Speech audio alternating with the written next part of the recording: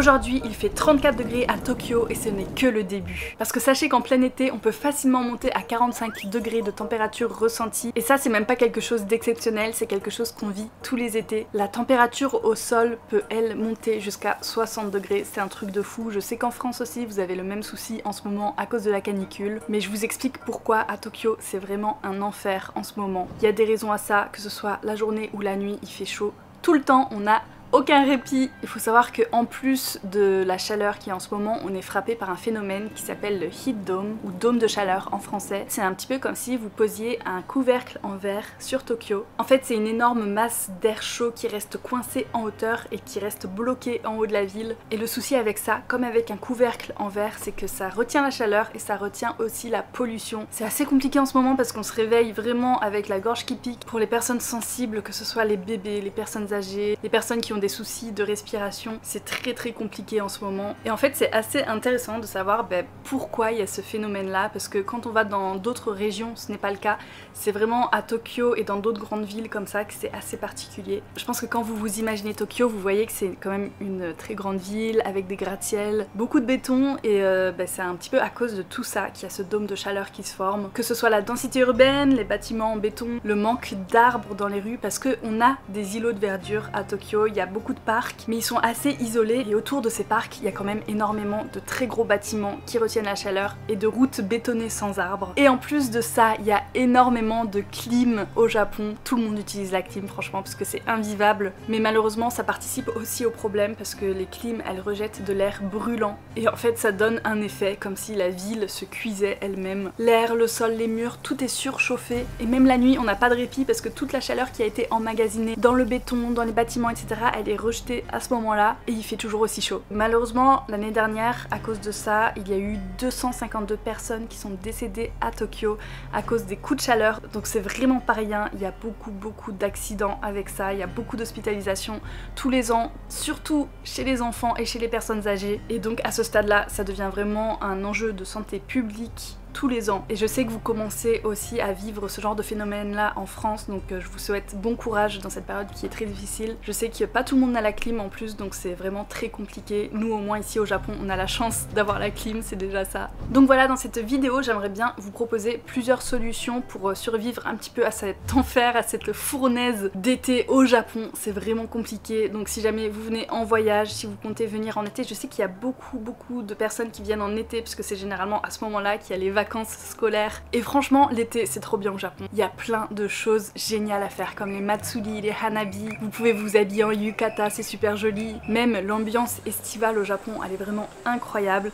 Et voilà, en tout cas si vous venez à Tokyo, moi j'aimerais bien vous donner quelques solutions pour survivre à cette chaleur là, pour la supporter au mieux en tout cas. Et donc on va passer à la première recommandation, rester à la maison. Bon alors je sais que c'est un petit peu décevant dit comme ça, mais je pense vraiment que rester au frais pendant les heures les plus chaudes, c'est le plus safe que vous puissiez faire. Notamment si vous voyagez avec des enfants, faut vraiment faire attention, ils ont vite chaud ici. Je suis allée à Okinawa la semaine dernière avec ma fille et j'ai vu en sortant en journée à quel point son petit corps se réchauffait très vite et ça m'a fait un petit peu peur, je vous avoue. Donc vraiment si vous venez avec des enfants, je vous recommande de faire très attention ici en été. Évitez de sortir entre 10h et 16h. Je sais que c'est très tôt mais le soleil se lève plus tôt au Japon, donc je pense que ça joue un petit peu. S'il fait vraiment gros soleil et qu'il fait extrêmement chaud, je vous conseille soit de rester à la maison tranquillement, soit d'aller dans un café climatisé ou en intérieur. Mais ça on y reviendra un petit peu plus tard dans la vidéo, je vais vous présenter des endroits qu'on peut visiter en intérieur qui sont trop bien. Mais voilà, si jamais vous restez à la maison ou dans votre Airbnb ou dans votre hôtel ou dans un café, je ne sais pas,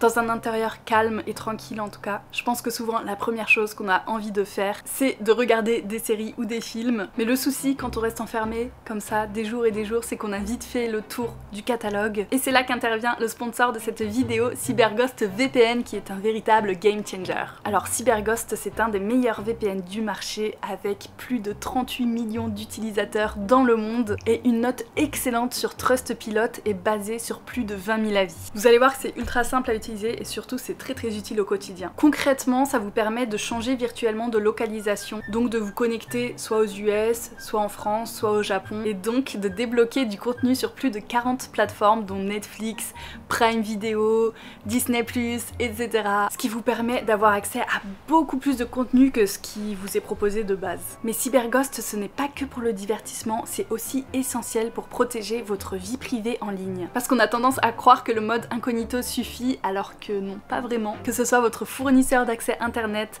votre école, votre boulot, même votre wifi domestique, ils peuvent tous voir ce que vous faites, et oui, ça fait peur. Avec Cyberghost VPN, tout votre trafic est chiffré et redirigé vers des serveurs ultra sécurisés dans plus de 100 pays. C'est rapide, efficace et personne ne peut savoir ce que vous faites en ligne, même pas eux. C'est compatible avec tous les appareils, donc Windows, iPhone, Mac, Apple, Android, tout. Et en plus, on peut connecter jusqu'à 7 appareils en même temps, du coup vous pouvez en profiter pour partager ça avec vos amis ou avec votre famille. Et en ce moment, avec le lien qui est en description, vous pourrez bénéficier d'une offre exceptionnelle de 83% de réduction et de 4 mois gratuits. Et il y a même une garantie satisfait ou remboursée de 45 jours, dont un service client qui est disponible 24 h sur 24 et 7 jours sur 7. Donc avec ça, vous n'avez aucun risque. Voilà, c'est un excellent produit que je vous conseille vivement, et en plus, en cliquant sur le lien qui est en description et en vous inscrivant, ça m'aide aussi à créer plus de contenu comme celui-ci, et donc à soutenir la chaîne. Bon allez, sur ce, nous on continue la vidéo, et donc je vais vous parler de ma deuxième recommandation, et pour ça on va sortir à l'extérieur, parce que je sais que pas tout le monde n'est capable de rester enfermé toute la journée. Pas tout le monde n'a de la clim à la maison non plus, donc c'est important aussi de pouvoir trouver des endroits où on peut rester au frais, même à l'extérieur. Donc eh bien c'est parti, je vous propose qu'on aille au Jindaiji, mesdames et messieurs, vous n'allez pas être déçus.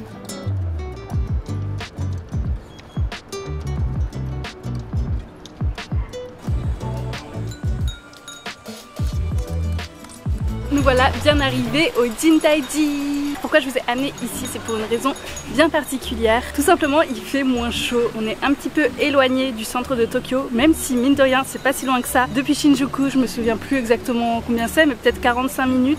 Si vous suivez assidûment mes vidéos, vous savez qu'on était déjà venu ici il y a quelques semaines, quelques mois. Mais voilà, j'y retourne aujourd'hui parce que c'est un exemple parfait d'endroit entouré de nature qu'on peut trouver ici, qui est exceptionnel parce qu'en été, il fait vraiment moins chaud. Là, je le sens. Il fait vraiment plus frais que quand j'étais à la maison tout à l'heure. Nous on est quand même un petit peu plus dans le centre, donc c'est vrai que c'est totalement différent. Ici c'est très boisé, et vous le savez certainement, mais les arbres sont des climatisateurs naturels, donc forcément ça aide à rafraîchir l'atmosphère, ça aide aussi à humidifier un petit peu l'air et à mieux respirer. Il y a moins de pollution, enfin vraiment c'est tout bénef de venir dans ce genre d'endroit. Et en plus c'est trop beau, genre culturellement parlant il y a des choses à voir, parce qu'il y a un temple, un des plus vieux temples de Tokyo, il y a plein de restaurants, de petits magasins traditionnels et tout. C'est vraiment très mignon comme endroit. Ici il y a un plat typique que les japonais aiment bien manger quand il fait chaud, ce sont des soba. C'est des nouilles qui se mangent froides et c'est très rafraîchissant, parce qu'il faut savoir que c'est important de boire de l'eau, etc. C'est aussi important de manger des choses qui vous hydratent, parce que l'hydratation ça passe pas que par les boissons, ça passe aussi par la nourriture. J'arrive un petit peu trop tard, il est 15 h, du coup là tous les restaurants ils sont en train de fermer pour le midi. Bon, c'est pas très grave. J'ai vu qu'il y a plein d'autres commerçants qui vendent d'autres trucs comme des glaces. Les japonais ils adorent les glaces, surtout en été, on en trouve partout, et c'est des glaces qui sont super bonnes, genre c'est des soft cream. Je sais pas comment expliquer, mais le goût il est vraiment bon, ça a un bon goût de lait. Bon, à la base je voulais prendre une... comment on dit en français déjà, c'est pas possible d'oublier son français comme ça. Je voulais prendre une glace normale, mais j'ai vu qu'ils faisaient des glaces avec du pain au soba. Donc je me suis dit, j'ai pas pu manger de soba, autant tester cette spécialité là, parce que c'est fou quand même, j'avais jamais vu ça en 7 ans de vie au Japon. C'est la première fois que je vois une glace sous cette forme là. Ça a l'air très bon, et surtout ça fond très vite. La glace elle est au matcha d'ailleurs. Oh mais c'est trop bon. Le mariage entre le goût du sarrasin et du matcha marche très bien, c'est assez fou.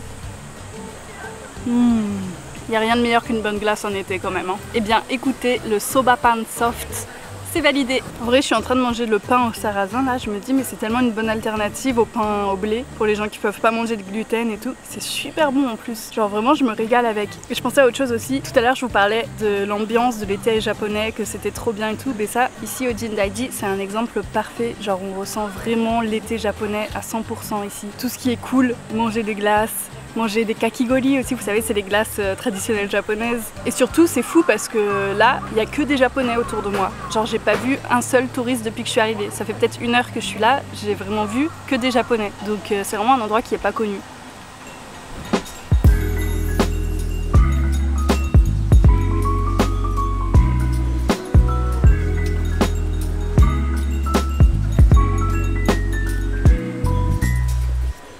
Vous avez vu comme je suis équipée aujourd'hui. Je suis allée m'acheter ça tout à l'heure. C'est des espèces de mitaines anti-UV. Ça vous évite de devoir mettre de la crème solaire toutes les heures, donc c'est assez pratique. Ça tient un petit peu chaud, mais au moins vous prenez soin de votre peau, c'est hyper important. Je parle pas de skincare ou quoi, là je parle vraiment en termes de protection contre le soleil, parce qu'il faut savoir que le soleil il est très fort au Japon. Les rayons UV sont beaucoup plus forts que ce qu'on a en France. Donc voilà, c'est important de se protéger avec un couvre-chef, des lunettes de soleil. On dirait pas des lunettes de soleil, mais elles protègent contre les UV aussi. J'ai aussi pris mon parapluie pour quand je dois passer sous le soleil. Quand on est à l'ombre, ça permet d'enlever quelques degrés supplémentaires quand même. Donc ça, c'est très pratique aussi, les ombrelles. Je sais qu'en France, ça s'utilise pas vraiment, mais pourtant, c'est un game changer. Enfin voilà, il y a plein d'autres trucs. Je vous présente très souvent dans mes vidéos tous les produits qu'on peut trouver au Japon, les lingettes rafraîchissantes, ce genre de trucs pour se rafraîchir un petit peu. Ça, c'est vraiment la base. C'est ce que moi, en tout cas, j'utilise tous les jours en été quand il fait chaud. C'est super triste, il y a des gens qui se sont arrêtés en disant ah c'est dégueulasse, ah viens on s'en va et tout, c'est trop dégueu. Il parlait d'un corbeau là qui est juste derrière moi. Il a la bouche ouverte, enfin il a le bec ouvert parce qu'il a chaud et qu'il a soif et ça fait trop de la peine en fait. Là j'ai croisé au moins 3 corbeaux qui étaient comme ça, ils en peuvent plus de la chaleur, ça fait vraiment de la peine. En plus les gens ils trouvent ça dégueulasse, les pauvres. Autre chose qui est bien dans cet endroit, c'est que c'est entouré de petites rivières. Vous avez des étangs avec des carpes, il y a des grenouilles, il y a des tortues et tout. Il y a beaucoup de faune sauvage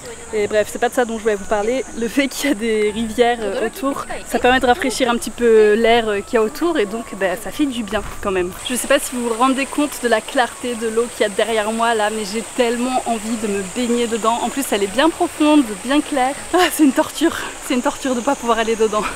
J'en profite qu'il y ait une magnifique libellule japonaise là à côté de moi pour vous en parler un petit peu. La dernière fois je vous avais fait une conclusion sur mes 7 ans de vie au Japon et je vous avais dit qu'à la base cette chaîne YouTube devait être une chaîne sur les animaux et les insectes au Japon et vous avez été nombreux à me dire que vous auriez trop aimé que je fasse du contenu comme ça. Donc écoutez, je vais intégrer un petit peu de ce genre de contenu de temps en temps, pourquoi pas dans mes vidéos. Je me suis dit ça pourrait être intéressant. Donc là aujourd'hui je vais vous parler de cette libellule qui est vraiment mais trop belle. En japonais ça s'appelle Oniyama, ça veut dire littéralement libellule ogre ou libellule du démon. Je pense que c'est parce qu'elle est très grande, elle fait 11 cm en moyenne, elle est noire et jaune, elle est un petit peu tigrée comme ça, elle est vraiment magnifique. C'est la plus grande espèce de libellule au Japon, elle peut aller jusqu'à 13 cm. On les retrouve souvent dans les lieux boisés et à côté des rivières. Là vous voyez on est actuellement sur un pont, il y a une rivière là juste derrière moi. C'est un prédateur redoutable qu'on aime beaucoup ici parce qu'elle mange les moustiques. Voilà, il y a énormément de moustiques tigres ici et elle s'occupe de manger les moustiques, les abeilles.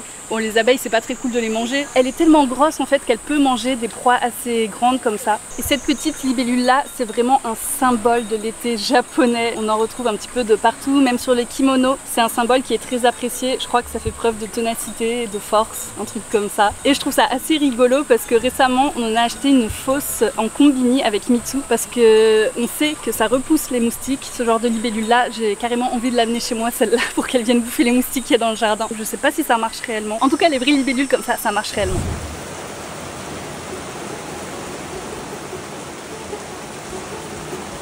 On s'est pris une drache impressionnante à Tokyo, il y a eu des inondations et tout, et genre il y a tout qui s'est fait en même pas 1 heure, ça allait super vite. Et ça malheureusement c'est encore une fois à cause du fameux heat dome dont je vous parlais au début, parce qu'en fait il y a tellement de condensation qui va dans l'air que ça crée des nuages immenses. C'est les fameux nuages qu'on voit en été qui sont très gros, c'est les cumulonimbus je crois. Je me suis dépêchée d'aller chercher Minnie à la crèche, de rentrer à la maison et c'est tombé juste après. Et vraiment c'était le déluge, c'est vraiment impressionnant, c'est des pluies qui sont vraiment mais violentes, ça tombe d'un coup et ça dure pas si longtemps que ça, mais ça crée quand même des inondations et tout parce qu'en fait il y a énormément d'eau qui arrive en même temps et comme le sol est très bétonné, les infrastructures elles sont pas spécialement faites pour ça, et bien ça crée des inondations assez rapidement. Faut savoir qu'à Tokyo il y a des innovations, il y a de plus en plus de structures qui sont créées justement pour pouvoir absorber cette eau là. Il y a ça par exemple, je sais plus comment ça s'appelle, mais c'est une construction qui a été réalisée il y a pas très longtemps et ça aide justement à absorber le trop d'eau qui arrive quand il pleut comme ça. Et c'est assez rigolo parce que les japonais ils ont un nom justement pour nommer cette pluie, c'est la pluie guérilla. Donc ça porte très bien son nom parce que c'est une pluie qui arrive d'un coup, qui est violente, parfois pas prédictible et qui crée beaucoup de dommages. Enfin bref, nous en tout cas ça allait de notre côté parce qu'on était à la maison et on vit en hauteur, donc il n'y a aucune inquiétude à avoir. Et je me rends compte que j'ai totalement oublié de vous en parler, mais il y a un truc aussi au Japon qui s'appelle les jabu jabu ike. C'est comme des petites pataugeoires ou des fontaines où les enfants peuvent aller à l'intérieur, ils peuvent patauger, ils peuvent s'amuser dans l'eau et donc rester au frais tout en étant à l'extérieur. Généralement c'est des petites pataugeoires qui sont créées par les mairies, souvent dans les parcs pour enfants, toujours dans des espaces publics où tout le monde peut y accéder gratuitement. C'est génial parce que vous savez, à Tokyo on n'a pas de plage, on n'a pas la mer, enfin si, il y a une plage à Odaiba, mais franchement personne ne va là. Et surtout personne ne s'y baigne, c'est pas du tout comme les plages qu'on peut s'imaginer en France. C'est l'eau de la baie de Tokyo, donc c'est vraiment dégueulasse. Enfin bref. Ça me fait penser aussi qu'il y a une autre chose qui est mise en place par les mairies, ça s'appelle des cool spots, donc des spots de fraîcheur où les gens peuvent aller. Généralement c'est mis en place pour les élèves qui n'ont pas la clim chez eux, parce que j'imagine même pas devoir faire ses devoirs sous 45 degrés, ça doit être hardcore. Il y a aussi beaucoup de personnes âgées qui vont là-bas. On va passer à ma quatrième recommandation, profitez de tout ce que Tokyo a à vous offrir en intérieur. Donc là je pense notamment aux musées. Tokyo regorge de plein de musées hyper intéressants et vraiment il y a des musées pour tout. Genre là le premier qui me vient en tête c'est le musée du parasite. Il y a le musée des sciences naturelles qui est immense et il y a toujours plein d'expositions temporaires aussi de partout, mais tout le temps. Et limite c'est frustrant parce que moi j'ai envie d'aller à toutes les expositions mais je peux pas, j'ai pas le temps. Mais en tout cas dès que j'ai le temps j'y vais et je suis jamais déçue. Et vous savez les musées, je pense notamment à ceux de Ueno, vous pouvez facilement passer la journée dedans, voire même plusieurs jours d'affilée. Bon vous pouvez pas dormir à l'intérieur mais vous pouvez passer plusieurs heures, voire la journée dans certains musées tellement ils sont grands et tellement c'est intéressant, il y a plein de choses à voir. Et maintenant on va passer à ma cinquième et dernière recommandation, sortir de Tokyo. Parce qu'il faut le dire quand même à Tokyo, le béton, les immeubles, tout ça, on en a vite marre quand même en été tellement ça donne chaud. Et le fait de sortir à la campagne, d'aller dans la nature, là où il y a des arbres, là où il y a du vert, là où il y a des rivières, de la mer, la montagne, peu importe, et ben je vous assure que ça fait du bien, ça fait réellement respirer. On n'a plus cette sensation un petit peu d'étouffer dans la ville. En plus il y a vraiment de quoi faire au Japon, il y a plein de destinations qui sont ultra intéressantes, où il n'y a pas forcément beaucoup de touristes en plus, donc je vous invite vraiment à faire vos propres recherches, ce qui vous plaît, est-ce que vous préférez la montagne, est-ce que vous préférez les plaines, etc. Il y a de tout, il y a tous les paysages en fait au Japon que vous pouvez trouver. Nous avec Mini, bon je vous l'ai déjà dit 3 fois je crois dans la vidéo, mais on est allé à Okinawa la semaine dernière, justement pour ça, pour sortir de la ville, pour respirer un petit peu, aussi pour fêter mon anniversaire, parce que c'était mon anniversaire et comme Mitsu était pas là, je me suis dit j'ai quand même envie de me faire plaisir et de faire un petit voyage qui me plaît, donc faire découvrir Okinawa à Mini, bah, c'était le cadeau parfait que je pouvais m'offrir et c'était très cool, j'ai super hâte de vous sortir le vlog. Il y aura peut-être d'ailleurs 2 vidéos parce qu'il y avait pas mal de trucs intéressants à dire. Enfin voilà, je ne vous spoile pas, vous verrez ça la semaine prochaine. Et sinon, fin août, on a aussi prévu d'aller à Hokkaido avec Mitsu et Mini, donc tous les 3 en famille cette fois-ci. C'est la première fois qu'on y va et on avait justement très envie de pouvoir respirer, d'aller dans les plaines de Hokkaido et en plus on aura la voiture cette fois-ci donc ça va être trop bien. Et surtout vous savez Hokkaido c'est la région du nord du Japon donc il fait beaucoup plus frais là-bas même en été. Pareil je vous conseille vraiment d'aller visiter ce genre de région parce qu'il fait plus frais, on respire mieux, c'est beau, il y a plein de choses à apprendre là-bas et c'est important de visiter des régions comme ça qui sont un petit peu oubliées d'habitude. Voilà, j'espère que ces 5 recommandations pourront vous aider si jamais vous venez visiter Tokyo en été ou même si vous vivez ici. Courage à toutes les personnes qui doivent endurer la chaleur en ce moment, on est ensemble. Je tiens à remercier CyberGhost VPN encore une fois d'avoir sponsorisé cette vidéo. N'oubliez pas que vous avez 83% de réduction et 4 mois gratuits en ce moment donc cliquez sur le lien si jamais ça vous intéresse. Et si vous voulez encore plus de fraîcheur, restez connectés, la semaine prochaine il y aura le vlog à Okinawa. Croyez-moi ça va vous faire du bien aussi de sortir un petit peu de ce heat dome. N'oubliez pas de liker la vidéo et de vous abonner à la chaîne si c'est pas encore fait. Et surtout dites-moi en commentaire quelles sont vos astuces à vous pour survivre à la chaleur, que vous soyez en France, en Suisse, au Canada, en Belgique, je ne sais pas. Dites-moi, ça m'intéresse, qu'on s'entraide un petit peu là. Et moi je vous dis à la semaine prochaine, gros bisous, bye bye. Vous avez vu mon orchidée comme elle est trop belle?